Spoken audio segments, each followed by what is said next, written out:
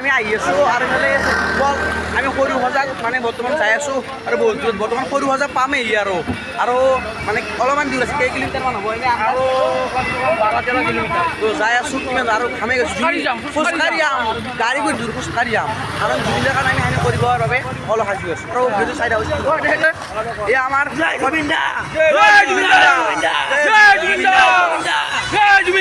মানে জুবিন গাৰ্গৰ আহিছে মই দেখুৱাই দিছোঁ এইখন